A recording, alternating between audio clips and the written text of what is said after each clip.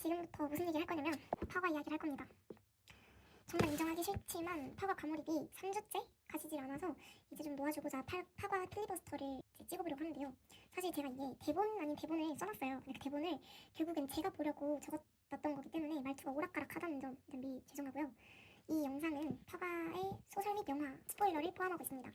그리고 저는 그저 파과를 사랑하는 일반인이기 때문에 자세한 전문 용어나 미장센 등을 알지는 못한다는 점을 미리 밝히고요.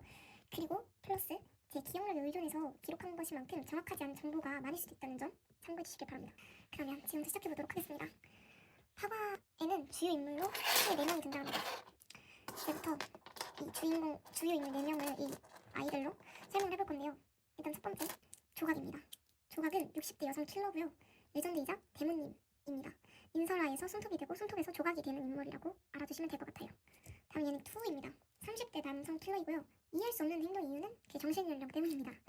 강 박사입니다. 강 박사가 이렇게 입고 다니진 않지만 그래도 그나마 제일 무난한 사람이 이런 레고밖에 없어서 얘로 가져왔고요. 강 박사는 조각을 도운 의사인데 영화에서는 수의사로 등장합니다. 마지막 류입니다. 류.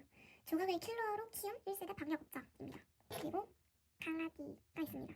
이 아이의 이름은 좀 이따 나올 거예요. 그럼 이제부터 이야기 시작해볼 건데 시작하기 앞서서 이 영상은 제가 진짜 처음부터 끝까지 다 스포일러이기 때문에 안 보신 분들은 영화나 책을 꼭 보고 와주셨으면 좋겠고요. 그래도 뭐 주요 인물 정도는 소개를 해놔야 제가 설명을 쭉 잘할 수 있을 것 같아서 여기까지만 기본적인 소설 배경 자체는 여기까지만 말씀을 드리고 나머지는 다 스포이기 때문에 그 점 알아주세요.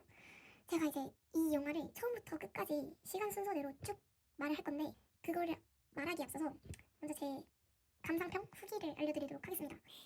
민기동 감독이 파과를 두 조각을 너무너무 사랑해서 이 영화를 직접 뒤집어 봤고요. 영화 보는 내내 감독이 진짜 변태 오타쿠 고능한 능력자라 진짜 짜증났어요. 포지티브. 그리고 사실 저도 이 정도로 과몰입하게 된 영화는 참 오랜만이라가지고 너무 짜증났는데 포지티브. 그래도 뭐 오타쿠들한테 더할 나위 없이 독단이 충족시켜준 영화는 파과라고 생각합니다. 꼭 자기가 오타쿠다 손대지 말고 그 손 만약에 들었으면 당장 손 뻗어가지고 교보문고에서 파과를 구매하십시오.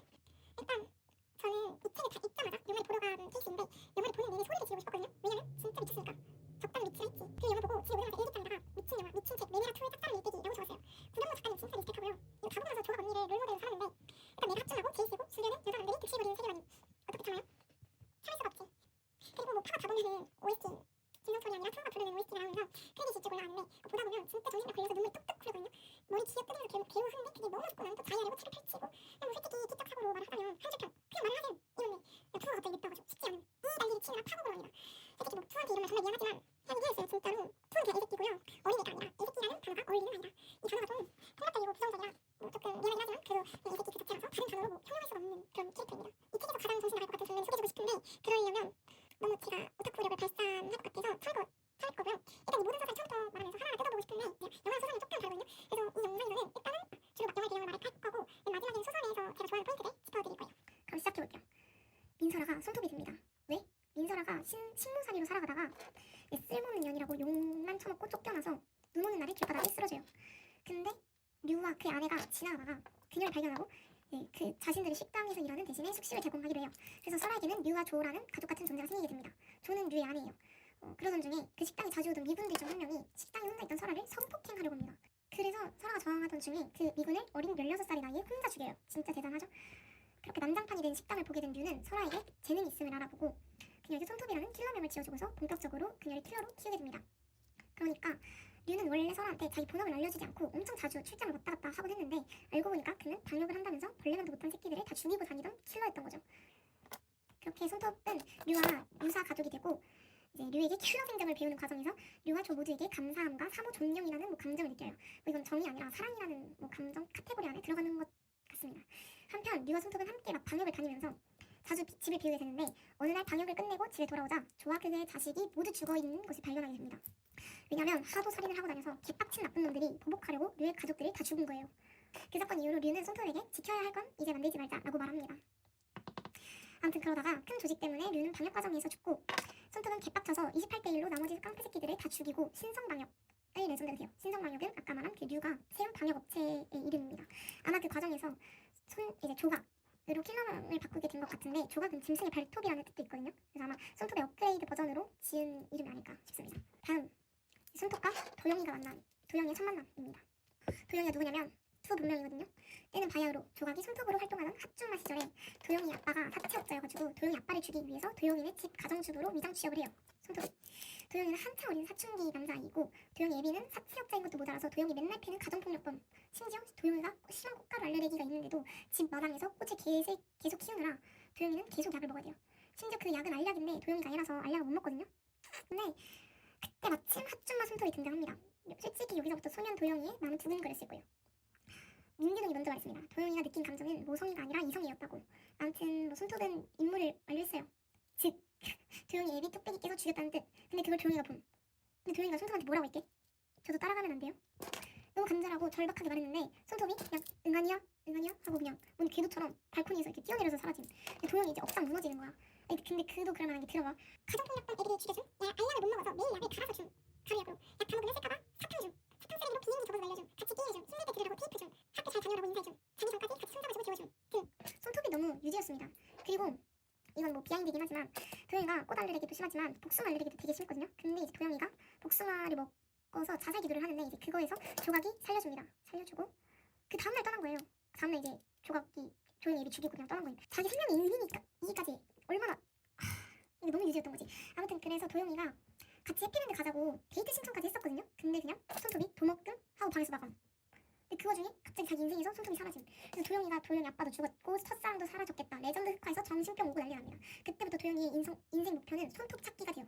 그래서 정말 한평생을 25년을 손톱 찾으려고 발악을 했습니다. 어느 정도냐면 진짜 어둠의 세계에서 킬러로 유명해져서 손 실장한테 이제 길키를 당한 손 실장이 누구냐면 신성방역의 대표인데 사실상 큰 권력은 없는 것 같아요 개인적으로. 그래서 아무튼 결국 찾고 헤매던 조각이 된 손톱을 다시 만날 수 있게 된 거예요. 조각과 투의 만남. 그래요. 아무튼 뭐 결국 투가 길게 당해서 신성방역이 오게 됩니다. 레전드가 되어 레전드 조각을 만나겠다는 그 어린 도영이의 꿈이 이루어진 거예요. 근데 투가 면접날에 신성방역 아지트에서 난동을 피우거든요. 그래서 조각한테 제압을 당하는데 지금 당장 칼이 자기 몸에 꽂히기 일보 직전인데도 무슨 진짜 뭐 표정이 너무 신나 보여서 막 뒷골이 땡김. 그래 네가 찾던 그 여자가 네 죽이려고 하니까 만족하니? 근데 진짜 손대면서 막 이러면서 손대고 입 찢어지는데 이렇게 입 찢어지고 이거 뻗어서 얼마나 좋았으면 이렇게 제압을 당한 상태에서 조각이 다시 조각교 나가는데 나갈 때까지 조각한테 눈도 못 떼고 조각이 막 사람 가려서 봤지? 하는데 막 실실 쪼개고 그냥 미친놈이 쉴게요. 이 장면 이후에 조각이 밖에 걸어다니는데 볼록 거울에 이제 투가 쫓아오는 게 비치거든요. 진짜 그만 좀 해라. 불가리아에서 조각이 바람에 모자가 벗겨졌는데 그거 투가 주워진 장면이 있거든요. 그거 아마 메이킹? 뭐 조각 OST 영상 보면 나올 텐데 영화에서는 삭제되었대요. 네. 왜요? 이제 내놓으세요. 민규동 씨 내놔주세요. 다음 조각과 무용 강 선생의 첫 만남. 네.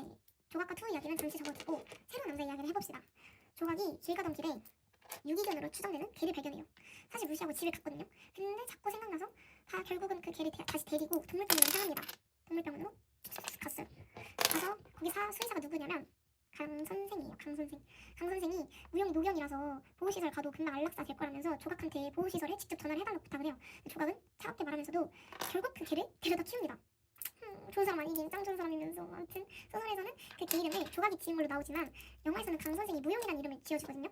물론 이 첫 만남 장면 말고 다른 장면에서 지어주긴 합니다. 다른 국면 이야기를 해봐야 돼요.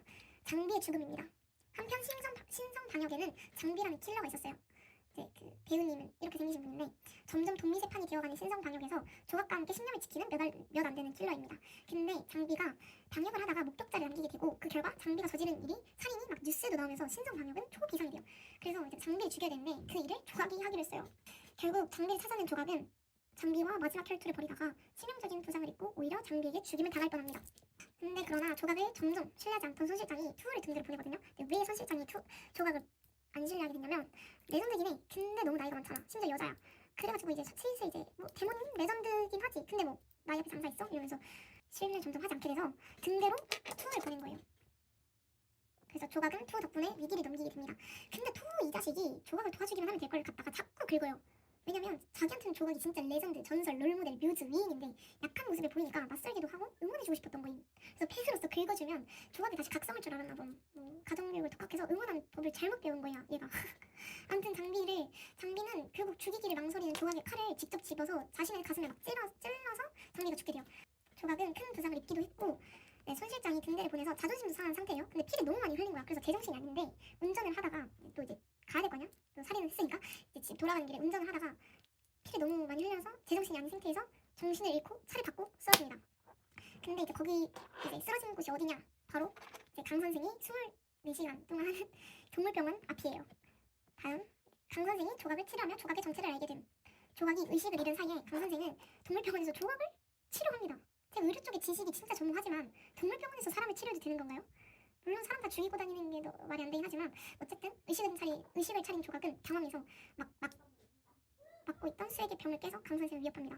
근데 우리 강 선생은 진짜 정말 햇살 안경캐 그 자체. 그래서 진정하시라고, 상처가 아직 안 아물었다면서 신고 안 할 테니까 몸 조심하라고 합니다. 그리고 조각이 옷이 못 입을 상태가 돼요. 당연히 흙바닥에서 싸고 칼 푹직푹직 해가지고 이제 칼에 이제 칼자국 뭐 다 찢겨져 있고 옷이 범벅돼 있으니까 못 입을 상태가 돼 있겠죠. 그래서 자기 옷을 입고 가라고 자기 니트 가디건을 건넴.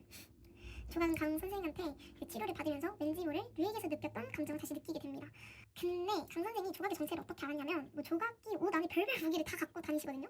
그래서 보부상 마냥 무기를 주렁주렁 갖고 다니는데 솔직히 아무리 눈치가 없어도 이 정도는 알아봐야죠. 그래서 뭐 이렇게 두 남녀가 새벽에 수술실에서 이런 시간을 보내고 있는 동안 우리의 투우는 이 모든 걸 지켜보고 있었습니다. 사실 조각이 다친 거 걱정돼서 따라오다가 동물병원에서 치료받게 된 조각을 보게 된 것도 황당한데 목격자를 바로 안 죽이고 살려두었다는 점에서 더 황당했을 거예요. 왜 목격자를 살려두지? 목격자를 살려놓은 건 내가 유일한 거 아니었나? 왜 살려? 막 이러면서 김쪽이 모두가 막 발동함. 40여 년 동안 한 채 실수 없이 방역을 해오던 나의 조각. 이 다 이렇게 막 꼼꼼하게 일처리를 못한다? 저 새끼가 뭔데? 막 이러면서 아무튼 간에 그렇습니다. 그래서 강 선생이 수상할 정도로 집착하는 두 남녀. 강 선생을 살려둔 조각과 그 사실을 알고 있는 투는 강 선생을 기초합니다. 강 선생은 24시간 동물병원을 운영하는 강봉혜 씨고 놀리지 마세요. 강봉혜 씨의 어머니는 시장에서 과일 가게를 운영하십니다. 혜닌의 과일 가게예요. 혜닌은 강 선생 딸이에요. 조각이 손님인 과일 가게를 방문하는 장면이 나오는데 거기서 파과의 뜻이 나오거든요. 물론 소설 속 파과랑 영화 속 파과의 뜻은 조금 다릅니다. 아무튼 거기서 나오니까 영화 다시 보러 가시면 알고 보시면 좋을 것 같고, 근데 진짜 강 선생은 유부콩을 자극하는 남성이에요. 몇 년 전에 의료사고로 아내를 잃고 매일같이 병원 앞에서 그 의료사고가 일어난 병원 앞에서 1인 시위를 하질 않나. 이제 시를 걸러 동물병까지 투가 찾아가거든요. 투한테도 기존세로 응대를 하질 않나. 그리고 무엇보다 딸바보임. 물론 내 딸이 혜니였으면 나였어도 딸하고 됐을 듯. 너무 무해해 진짜. 아 진짜 이런 캐릭터 만든 사람 누구야. 진짜 포옹 좀 하자. 나 아무튼 조각은 강 선생을 알면 알수록 더 죽이지 못하겠고, 투는 알면 알수록 강 선생이 질투나서 죽으려고 합니다.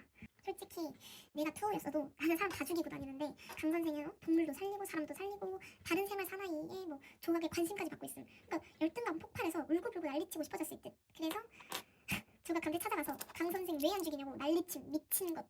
뭐 여기 뭐 진짜 난리까지는 아닌데 그냥 어리광을 부린다기엔 너무 발악하는 것 같아서 난리친다고 표현을 하긴 했거든요. 근데 여기서부터 좀 잔인함. 난리치는 투를 보고 조각이 한마디 함. 이제야 네 놈이 누군지 알겠네. 알아? 나를? 여기서 이제 투쪽이가 드디어 내 여자가 자기 알아본 줄 알고 기뻐서 입이 찢어집니다. 근데 조각이 알지? 죽으려고 용 쓰는 놈. 이거 그냥 또 투 부들부들거려. 아니 이걸 못 알아봐? 나 지금 방금 근데 막 알아? 나를? 이러면서 여기까지 진짜 여기까지 가져왔는데 나 방금 거의 키스 직전까지 얼굴도 들이밀었는데 막 이걸 못 알아봐? 막 그리고 조각이 도대체 막 너 왜 그러냐? 너 왜 그러고 사냐? 너 목적이 뭐냐? 막 그런 식으로 말을 하는데 투가 글쎄 내 목적이 뭘까요? 사람들은 자기가 가는 곳이 어딘지도 모르면서 꼭 남더러 갈 곳에 끈질기게 묻더라. 당신 지금 자기가 뭘 하고 있는지 정말 알기나 해? 아는 건 단 하나. 목적지는 몰라도 하여튼 가고 있다는 사실뿐이지. 딱 하나 오해하지 말았으면 하는 게 있는데 내가 말이 안 된다고 한 건 그 형아가 36이고 당신이 65이라서가 아니야. 참으로 아름다운 사랑이지. 무려 자식도라고. 남들이 알면 어울리지 않네부터 할망구가 늙음하게 정신나가 더럽다고 손가락질할 일이지만 늙어버린 다음에 피트 똑같을 텐데 말이야. 당신은 얼마든지 그 사람을 바라보고 생각할 자유가 있어. 근데 자격은 없지. 이 투의 말은 물론 책에 나온 대사긴 한데 영화에서도 대충 비슷하게 말을 하거든요. 진짜 얘는 이 새끼가 많습니다. 아무튼 투가 개빡쳐서 누가 돈 같은 걸 주고 막 타과를 삼냐면서 혜님이 과일 가게에서 투돈투산한 귤을 막 짓밟고 가버립니다. 이 새끼 진짜 이 새끼 길이 가득했다가 바로 실망하고 유치 뽕짝하게 심술 부리는 자식. 그게 투야. 근데 여기서 잠깐 할 말이 있음. 투가 진짜 개 답답한 게 뭐냐면 처음부터 신성방역에 이력서 내고 자기 살인 포트폴리오 만들어가지고 입사한 다음에 조각한테 오랜 팬이라면서 조각 수제자 됐으면 이런 일도 없었거든요. 그냥 진짜 수단이랑 방법을 너무 비효율적으로 정하니까 지 목적에 다다르는 게 너무 힘들어지는 거야. 솔직히 뭐 처음부터 말하면 될 일을 갖다가 괜히 뭐 굳이 알아듣지도 못할 힌트만 5개 주고 또 못 알아들으면 혼자 속 터져하고 그냥 이 새끼가 따로 없음. 아무튼 투가 자꾸 이상한 힌트를 주니까 조각이 막 어리둥절하다기보다는 불쾌해졌을 거 아니에요. 그래서 근데 어렴풋이 투에 대한 기억을 막 떠올리게 됨. 집에 막 그래서 돌아가가지고 자기 막 살인 기록들을 쭉 찾아보거든요. 근데 심지어 막 바로 찾아보는 것도 아니고 막 엄청 뒤적거리면서 겨우겨우 투우가 끝내 투우가 도영이었다는 사실을 알게 되지만 투우가 자신을 찾아 헤맨 이유가 아버지의 복수 때문일 것이라고 헛다리를 짚습니다. 투우한테 조각은 자기 인생을 힘들어 놓고 뚝 떠난 첫사랑인데 조각은 투우가 자기를 아버지의 원수쯤으로 생각하고 있다고 생각하는 거예요. 왜 그러는 거야? 대화를 좀 하세요. 진짜 너무 화가 나. 강선생과 강희니와 조각 그리고 그걸 바라보는 투우. 무용이를 음보를 하고 있던 조각은 무용이랑 산책을 나왔는데 강선생 부녀를 만나게 돼요. 근데 이제 희니가 무용이를 너무 좋아하기도 하고 조각이랑 같이 밥을 먹고 싶어해서 인간색 강아지 하나 이렇게 식당을 가요. 그래서 막 희니가 조각을 유치원 발표회에 막 초대하고 강선생이랑 조각의 모습을 막 찍어주고 아무튼 뭐 행복한 시간을 보내는데 갑자기 식당 창가 쪽 테이블에서 누가 접시를 쨍그랑 깨고 나가거든요. 누구겠어? 또 그쪽이지. 그러니까 처음부터 다 훔쳐보고 있었던 거야. 그냥 산책을 하다가 강선생 부녀 자만추에서 같이 식당 가서 막 조씨 보내는 거 보고 투우가 매니라 도져가지고 이제 그릇 깨고 식당 밖으로 박 차고 이렇게 나간 거예요. 으휴 진짜 에휴. 그리고 하여튼간에 조각이 개큰 반역을 하러 갑니다. 이건 또 무슨 갑자기 뭐 뜬금없는 소리냐 할 수 있는데 뭐 영화 흐름이 이렇게 또 갑자기 진짜 뭐 뜬금없이 흘러가요. 계속 투우는 조각이 계속 레전드로 남아줬으면 해서 절대 평범한 삶을 꿈꾸지 말라고 방역 그만둘 생각하지 말라고 그 뜻이 말하는데 조각은 또 투먹금하고 개큰 방역 한탕 끝내고 은퇴하려고 합니다. 근데 솔직히 뭐 이거는 제가 감정선을 추측한 거거든요. 그래서 맡게 된 방역이 뭐냐? 진짜 개큰 조직의 소탕이었는데 근데 솔직히 이번 건은 너무 위험하기도 하고 돈도 안 돼서 신성 방역이 처음에 거절했던 일이에요. 근데 뭐 신성 방역이 거절했다기보단 손 실장이 거절을 했던 거죠. 그러나 이제 조각은 자신의 신념을 지키기 위해 나쁜 놈들을 죽이려고 떠납니다. 그래서 여기서 액션씬이 나오는데 노인 공격이 미쳤거든요. 그래서 제가 다 힘들었어요. 그래도 물론 레전드답게 조각은 수많은 깡패 새끼들을 죽이지만 쪽수가 딸려서 결국 깡패들한테 잡혀 생매장을 당할 위기에 처합니다. 근데 이거 이제 그 위기 처하기 전에 이제 클럽에 가서 남자들 다 죽이거든요. 거기서 정말 핫줌마로 나오기 때문에 집중해서 보세요. 아무튼 근데 이제 그 생매장 당할 위기에 처했을 때 그 깡패 두목이 조각을 흑유로 미로함에 묻거든요. 근데 미로함 먹방을 갑자기 함. 그래서 갑자기 좀 띄용했음. 너무 역겹잖아. 그래서 막 진짜 파묻혀 있어. 근데 이제 여기서 누가 따라오냐면 누구겠어요? 네, 투가 오토바이로 용량의 무리에서 이렇게 헐레벌떡 막 뛰어옵니다. 네, 헬멧 안에 이제 뒤에는 조각이 그때 어린 도영이한테 줬던 테이프를 연결한 이어폰을 꽂은 채로 막 와. 네, 이제 깡패가 도영이 막 도착한 거 보고 뭐야? 아들내미야? 이러는데 투가 아들은 아니고 식구야? 뭐 이런 식으로 대충 이런 대사를 하는데 아들내미 아닌 식구면 뭔데? 진짜로? 아무튼 간에 투는 남아있는 패거리를 다 죽이고 흑을 진짜 존리스트 그냥 개처럼 팜. 근데 여기서 조각의 손을 뿅 하고 발견함. 그래서 막 더 팍팍팍팍 타가지고 조각을 구해내고 뭔 순정 만화에서 오토바이 타고 도피하는 장난 마냥 조각한테 헬멧 딱 씌워주고 둘이 같이 오토바이 타면서 조각 집으로 돌아옴. 근데 솔직히 이거 보면서 개 비웃었던 게 조각이랑 같이 오토바이 드라이브 하는 거 투 버킷리스트에 있었다. 진짜 이거 개건 겁니다. 네. 근데 이게 되게 뜬금없다 했잖아요. 알고 보니까 이게 조각의 큰 그림이었던 거임. 조각은 투우한테 식구가 되었으니까 밥 한 끼 대접하겠다면서 집으로 초대합니다. 추우는 이렇게 츤츤거리면서 사실 쭈뼛대는 거긴 하지만 츤츤거리면서 집에 들어오고 조각이 차려준 밥상을 떡대처럼 개퍼먹어요. 비유적으로 하는 말이 아니라 영화를 보면 알게 될 텐데 미친듯이 막 덜그럭거리면서 막 허겁지겁 먹는데 뭐 오랜만에 조각이 차려준 밥 먹으니까 너무 좋았겠지. 그러다가 조각이 투우한테 도영아 미안하다 라고 함. 기억나? 우리 처음 만났을 때도? 그럼 내가 왜 찾으러 왔는지도 알겠네? 직접 죽여도 수염차를 파네. 점점점점. 근데 이제 투우가 드디어 자기를 조각이 기억해낸 줄 알고 기뻐했는데 제대로 기억 못하는 거임. 그래서 막 눈물이 막 고였음. 근데 갑자기 물 마시고 쓰러짐. 사실 이렇게 상대를 안심시켜놓고 약으로 죽이는 방법도 류한테 배운 거임. 그러니까 조각은 류한테 이제 킬러 생존 배우면서 다 배웠던 건데 투우 얘는 독학하느라 몰랐었던 거임. 여기서부터 진짜 파멸이 시작됩니다. 조각은 사실 아까 있던 개큰 방역에서 투어를 등대로 붙여달라고 초엽이한테 부탁을 해요. 초엽이가 누구냐면 신성방역의 뭐 행정직원 같은 사람임. 왜냐면 손 실장한테 부탁을 해봤자 손 실장은 아까 말했다시피 완전 개큰 인력 낭비잖아요. 근데 우리의 이제 젊은 피 에이스 투어를 보내면 이제 투어가 다칠 수 있으니까 인력 낭비라고 안 보내주게 뻔했음. 그리고 두 번째, 투어는 자기 손으로 직접 본인을 죽이고 싶어 할 테니까 남들이 자기를 죽이는 꼴을 못 보고 직접 자기를 구하러 올 거라고. 그리고 세 번째, 그렇게 자기를 찾아온 투어한테 약을 탄 물을 먹이고 기절한 투어를 강에 빠뜨려 죽이려고 계획을 세워놨던 거야. 그래서 뭐 조각은 투우를 차로 끌고 나와서 뭐 투우가 실린 차를 강물에 뭐 빠뜨립니다. 근데 또 확인 사살을 안 해. 뭐 일부러인지 모르겠는데 아무튼 그래서 이렇게 투우가 이렇게 물에 빠지거든요. 네, 이대로 자기 여자 손에 죽는 것도 좋았겠지만 강 선생이랑 강인이한테 갑자기 개큰 질투와 억울함을 느끼며 차에서 다시 또 빠져 살아남. 여기서 사실 죽었으면 더 저는 또 슬펐겠지만 그래도 빠져나와서 살아나요. 여기서부터 투우의 매네아 쇼쇼쇼 진짜. 아무튼 아까도 말했지만 강 선생이랑 조각은 조사조씨를 잠깐 보냈습니다. 한편 자기가 사랑하는 여자가 다른 젊은 남자랑 희희덕거리는 그런 적 없음. 희덕거리는 꼴이 보기 싫었던 투우는 흑화를 고고합니다. 물론 조각이 자기를 안 바라봐준 이유가 나이 차이 때문이라고 생각을 했을 텐데 정작 다른 젊은 남자한테 빠진 적 없습니다. 조각을 보면서 투우는 나사가 빠질만 해요. 그래서 강 선생이랑 조각 사이 갈라놓으려고 병원장, 그 강 선생 아내가 죽은 병원에 병원장도 투우가 죽이고, 조각 불안하게 하려고 강 선생 집으로 막 배달 오는 척 찾아가고. 근데 막 이 와중에 조각이랑 강 선생이 현관문 앞에서 마주치는데 조각이 강 선생한테 나한테 뭐 할 말 없어요? 이러니까 식사 거르지 마세요. 야위셨어요. 이러고 그냥 들어감. 그 장면 이후에 강 선생 집에 갔다가 둘이서 분조카를 갔는데 민규동 피셜 카페는 투어가 불렀대. 개웃김. 이것도 버킷리스트에 있었을 거야. 근데 가서 나는 대화. 일을 왜 이렇게 복잡하게 해? 소용없지. 스스로 생각하지 않으면. 요 난리. 그리고 솔직히 이게 제일 애새끼 같은데 조각이 자기 아빠 죽인 방법대로 강 선생을 죽이는 방역을 조각한테 이제 의뢰합니다. 이랬는데도 날 못 알아봐? 막 이런 마음으로 방역을 해서 작성했을 듯. 진짜 개 유치원. 그리고 최종적으로 혜니 유치원 발표회가 마치고 나서 혜니를 납치하거든요. 미친 새끼가 따로 없음. 얘는 건들지 말았어야지. 물론 지도 죄책감이 처음에는 좀 들었는지 해피랜드 데려가서 오늘까지도 않은 해전목마 태워주고 뭐 그랬지만 그래도 못된 놈이죠. 여기서부터 이제 해피랜드에서 언해피한 장면 대환장 파티가 나옵니다. 아무튼 혜니를 해피랜드에 데리고 있으니 경찰 부르지 말고 혼자 오라고 강 선생한테 문자를 보낸 투어는 최후의 전투를 위해 만말의 준비를 한 채로 해피랜드에서 조각이 기다리고 있어요.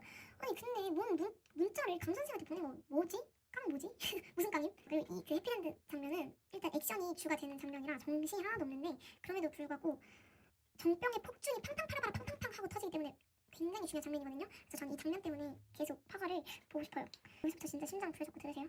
인질로 잡혀있는 혜니한테 너무 투우가 막대하니까 조각은 혜니 털끝 하나라도 다치게 하기 싫어서 투우가 하라는 대로 무기도 버리고 어떻게든 싸우는 와중에도 혜니가 도망갈 시간을 막 끌어요. 근데 이걸 눈치 못 챌 투우가 아니죠. 아직도 모르겠어? 지금 시간 끄는 거야? 쟤 때문에? 제발 나를 보라고 나를! 막 그러면서 지랄 시작. 진짜 절규하면서 악에 바친 광을 내지르는데 여기서라도 조각이 눈치챘으면 솔직히 이 정도로 파멸적 엔딩은 아니었음. 애초에 투우가 원하는 게 뭐 평등한 파멸이긴 했지만 진짜 이게 그러니까 나를 보라고 했을 때 얘를 봤어야 됐어. 당신은 나 절대 못 이겨. 당신은 지킬 게 있고 난 잃을 게 없으니까. 진짜 성분이 이게 아니지. 은퇴? 꿈도 꾸지 마. 막 이러면서 조각이 각성할 수 있게 뭐 집단에는 자꾸 도발을 하는데 그냥 조각은 이 죽일 생각만 하는데 아무도 못 돌리지. 그냥 너무 힘들어지는 거예요. 그래서 막 얘가 이게 아닌데 막 이러면서 솔직히 지도 막 자기가 생각한 대로 안 풀리니까 당황하고 울먹거리고 벌벌 떠는 애새끼라는 걸 셀프 증명한 대사라고 생각을 하는데 아무튼 뭐 이게 아니라고 막 말합니다. 근데 그러다가 조각이 죽여도 되니? 안 그럴 생각이었어? 이 둘의 대화를 들으면서 그냥 미친 새끼들 말을 이렇게 중얼거리게 됨. 그리고 막 둘이 막 개싸움. 진짜 막 개싸움. 그 과정에서 조각이 투를 칼로 찌르면서 칼을 이렇게 찌르면서 칼을 잃게 되거든요. 근데 여기서 투가 칼을 뽑으면서 한다는 말이 이거 나 주는 거야? 아무래도 불공평하지? 하나 버릴까? 편할 대로. 하지만 후회할 텐데. 그래서 조각 허벅지에 칼 꽂아가지고 돌려줌. 우린 이걸 돌려줬다고 표현하지 않기로 했어요. 난 분명히 돌려줬다. 그거 고맙네. 이게 뭔 대화야? 진짜 이게 무슨 대화예요? 이 대화 보다 보면 보는 사람이 물음표를 입안에서 한 5억 개 정도 씹게 됩니다. 근데 진짜 투는 곧 자기가 돌려준 칼에 맞고 죽을랑말랑 하게 됩니다. 스불제 레전드. 물론 방어하는 과정에서 조각도 자기의 맨손에 심각한 부상을 입게 되지만 뭐 죽는 것보다 야 낫죠? 그래서 여기는 엔딩입니다. 여기서부터 진짜 말하기에 물리적으로 가슴이 아파서 조금 쉴게요. 아무튼 칼에 맞은 투는 조각의 몸 위로 쓰러집니다. 책에서는 이 모습을 어떻게 묘사하냐면 무게중심을 잃은 투우는 그녀 위로 넘어져 옆에서 보기엔 처참한 싸움의 결과가 아니라 눈밭에서 구르던 연인들의 포옹처럼 보인다. 그리고 나서 이제 둘이 손을 맞잡게 되는데 약지에 반지 낀 왼손으로 조각이랑 깍지 끼는 거? 무슨 의미죠? 무슨 의미냐고. 근데 이게 김성철 애드립이래요. 감독도 변태고 배우들도 맛잘알이 미슐랭 3억 스타들일게요. 그리고 이제 우리 소설에서는 투우가 자기 칼 찔려서 숨쉬기 힘드니까 조각한테 머리 좀 이제 받쳐달라고 해서 이렇게 해주거든요. 근데 영화에서는 조각이 먼저 투우가 아무 말도 안 했는데 먼저 이렇게 무릎 베기를 해줍니다. 그리고 서로 이제 밖에서 노을 지는 해피랜드를 막 바라보면서 이제야 왔네. 이번엔 내가 이긴 거야. 당신 두고 먼저 가는 거니까. 왜 잘해줬어? 알아보지도 못할 거면서.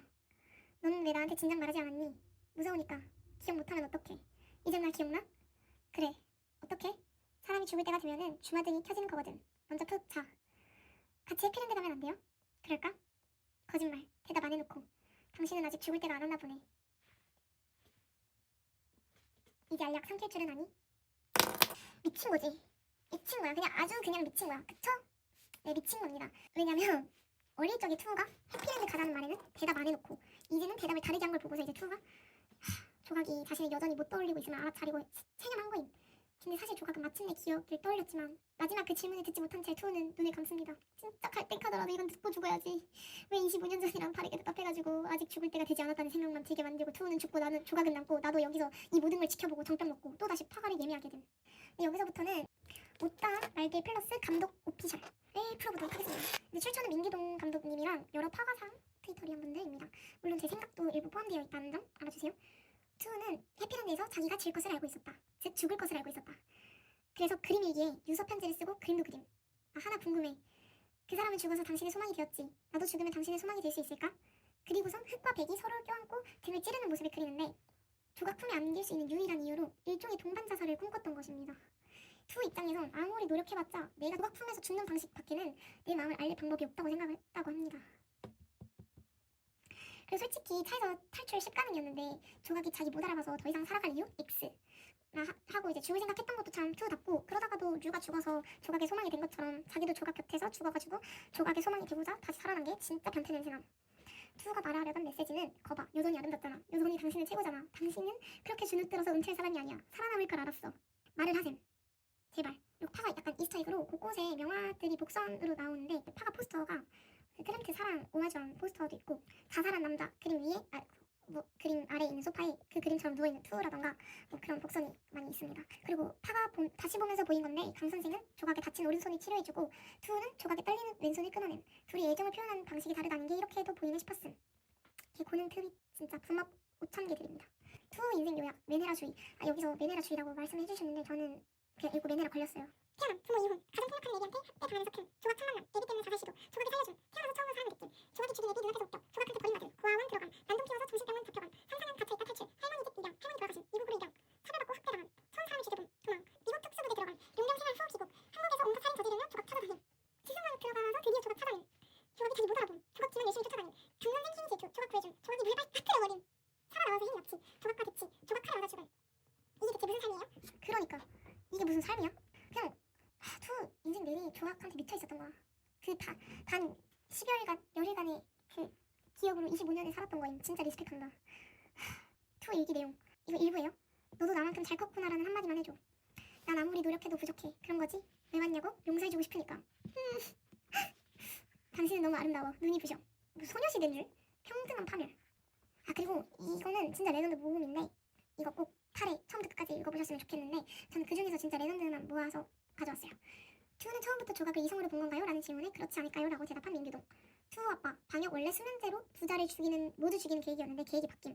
그걸 투가 방역일지 다시 찾아보면서 알게 돼서 그때 왜 나를 죽이지 않았어? 라고 묻는 장면 있었는데 삭제. 배도영 아빠에게 심하게 맞았던 날 목숨을 먹고 자살 시도 했는데 조각이 저지에서 살았다. 그리고 다음날 조각이 떠남. 해피랜드 소유주는 투우다. 투는 아빠가 남긴 유산으로 해피랜드 매입했고 거기서 살았다고 함. 아니 자기 지위에서 지금 뭘 한 거야? 아이는 건드리지 않는 게 당신 원칙이잖아 라는 대사는 투가 조각에게 그럼 나도 아이였기 때문에 살려준 거야 라고 재확인하는 의미이기도 함. 투 자신도 아이를 유기하는 방법은 비겁하다는 생각을 했을 것. 그러나 그 또한 조각이 자신을 어떻게든 보게 하려는 안감 힘이었다. 그리고 투는 밤새 다친 조각을 지켜봤다. 이런 것도 강 선생이랑 투의 다른 점 같다. 쓸모가 없어지는 게 불안한 조각한테 강 선생은 늙고 쓸모 없어져도 버리면 안 된다고 말하는데 투는 총격전까지 준비해서 조각이 여전히 쓸모 있음을 깨닫게 해줌. 근데 이게 개웃긴 게 진짜 강 선생은 막 그렇게 막 복복복하는 말을 해주거든요. 근데 투는 계속 긁기만 하잖아. 그래서 막 마지막 장면이나 말싸움한 장면에서도 계속 둘이 티키타카라기보단 투닥투닥 하는데 매번 그 말싸움에서 투가 개씹 손에 입으면서 지거든요. 진짜 애새끼가 따로 없다. 근데 왜 조각이 이겼을까요? 투는 조각이 급소만 피해서 찔렀으니까. 그럼 왜 싸웠을까요? 사활을 걸고 조각에게 덤비고 조각이 온몸 바쳐 싸우면서 다시 쓸모를 느끼길 바랐으니까. 당신은 그 누구보다 빛나고 아름다운 사람이라는 걸 당신이 잊지 않기를 바라서 설령 내가 죽더라도 당신이 그걸 기억했으면 하는 마음으로. 투가 조각이 죽을 수도 있는데 총격전을 준비한 이유는 뭘까요? 조각이 죽지 않을 거라고 믿고 있었음. 그리고 반대로 조각이 구덩이에서 죽을 수도 있는데 투를 유인해낸 것처럼 목숨을 걸고 하는 싸움이어야만 형성되는 투의 발도 안 되는 딜레이의 맥락. 민규동 피셜입니다. 그리고 영화 끝나고 투가 부른 노래 가사는 민규동 씨가 쓰신 거니까 꼭 가사 찾아보셨으면 좋겠고요. 영화관에서 조각이라는 가사가 나오지 않은 채로 노래가 끝난다는 점도 참 변태 같으니까 꼭 알아두십시오. 그리고 투의 첫 반역신이 진짜 레전드 섹시 다이너마이트니까 꼭 보시고 이 장면이랑 책에서 묘사하는 것도 보세요. 너무 섹시 악마인 진짜. 물론 책에서는 이 반역이 첫 반역은 아니에요. 책과 다른 점. 첫 번째, 미역화 장면. 여기서 전 개인적으로 투의 메네라가 등장하기 시작했다고 느꼈어요. 처음으로. 두 번째, 엔딩인데 책에서는 엔딩이 네일 아트거든요. 이 네이아트가 조각이 투를 추모하는 방법입니다. 왜냐면 투가 손톱에 뭐 좀 칠하라고 했거든. 근데 이거 남들이 보기엔 코르셋 감이 아님? 이렇게 보일 수 있는데 그거 아니야. 소설 읽고 오세요. 그리고 세 번째, 투 자체의 설정. 소설에서는 투가 조각이 오랜 도목자로 나옵니다. 자주 마주치진 않지만 어쩌다 마주치면 꼭 사람 속 긁고 가는 소시오패스적인 면모를 보이는데 알고 보면 그게 다 관심 끌려고 했던 투 쪽의 짓이었음. 그것 말고는 조각이랑 접점도 없고 딱히 먼저 다가오거나 그러진 않았는데 간 박사 때문에 조각이 흔들리기 시작한 시점에서부터 정신적 노출쇼를 시작하심. 아무튼 소설 버전이 더 성숙한 정신병의 맛, 묵직한 어른의 맛을 볼 수 있어서 난 개인적으로 소설 속 투가 더 섹시하고 좋다. 여기까지입니다. 사실 더 하고 싶은 말이 많지만 여기까지 하도록 하고 마지막으로 하고 싶은 말은 책, 영화 꼭 보시고 보셨어도 또 보세요. 그럼 안녕.